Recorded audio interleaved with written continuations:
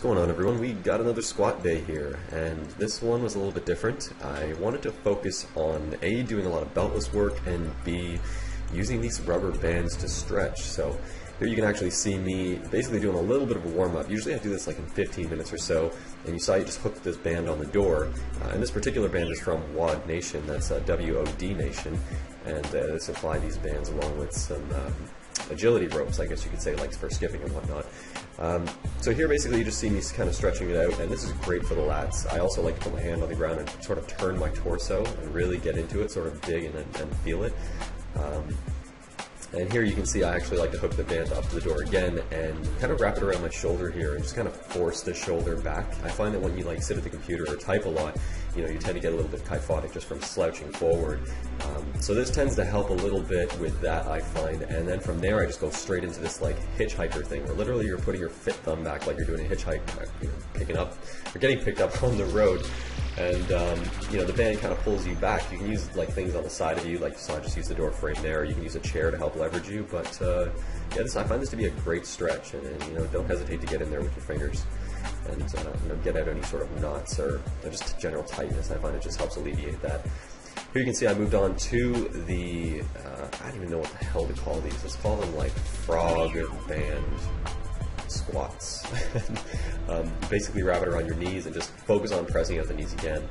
Here's another kind of opening up stretch I like to do, and all these really don't take too much time, but basically you wrap this around your upper thigh, which you'll see here in a moment, and just try to secure it to something. It could be a squat rack. If you don't have a squat rack at home, you can like wrap it up to anything. You can even put it to the bottom of a door frame using our example from a moment ago.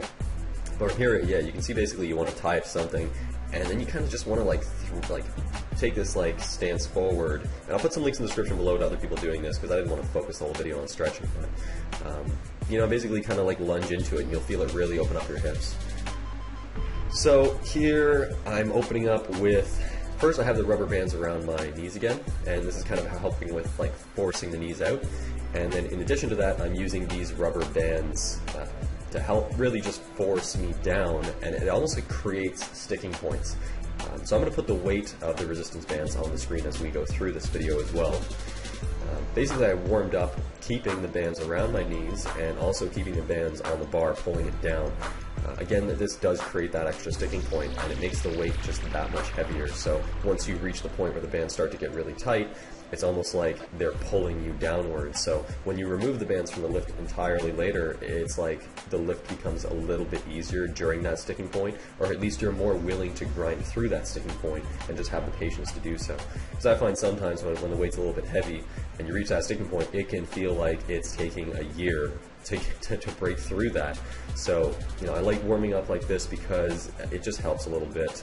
Also, the benefit of this is that it keeps time under tension on the muscle, and you know, I find it kind of exhausts me a little bit, and you're going to see that later today because this is sort of a higher volume day, and that's higher volume in addition to the frequency I've been doing. So here you can see I'm loading up 315, boom, and you know, keeping the bands on again, just to add that extra bit of resistance. This 315 actually felt pretty heavy with the bands on it. You know, I wasn't really expecting it. I actually haven't gone this heavy using the bands, but you know, it's like, I think it was the second rep, I was like, holy shit, this is actually making a difference right now. Right there. I was like, wow, damn.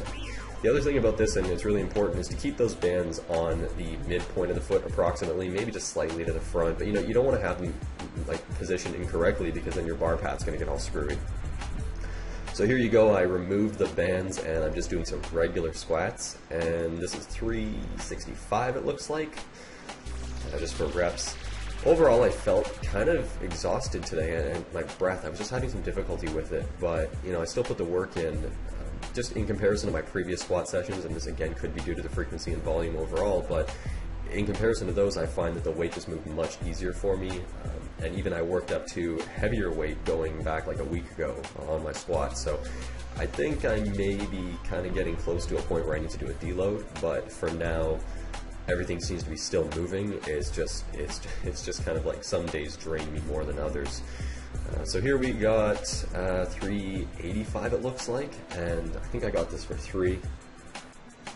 And in general, what I've been trying to do in this workout was not to, I guess you can call it dive bombing, like just dropping down into the hole, into the bottom position of the squat.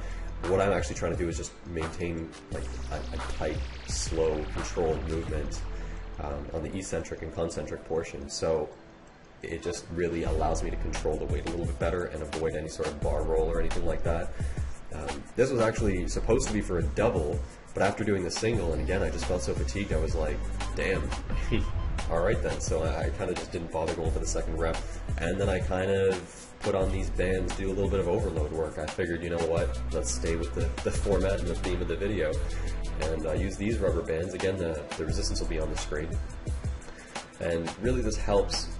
It helps with the sticking point. So initially when I was warming up, it creates a sticking point. Here it actually helps in the hole, and it assists you getting out of the hole. It doesn't really do much other than that because the bands aren't really activated until they're stretched out. So, you know, handling the weight is the same. It's just a matter of when you're in that bottom position, it helps you slightly get up out of it. So when I find that my depth is not quite there and I still want to put in a little bit of extra work and just do that overload, I really like using these bands. And after this, I closed things out with some front squats. The battery actually died on the camera, so I didn't get the footage, but it wasn't anything special. It was like 135 for 3 sets of 10. And really that's to focus on strengthening the anterior chain of my core. I also picked up an app wheel to actually do some extra accessory work and assist with that as well. But that was pretty much it for the day, so thanks for watching as always. Like this video if you liked it, comment down below, and I'll see you again in the next session. Take care.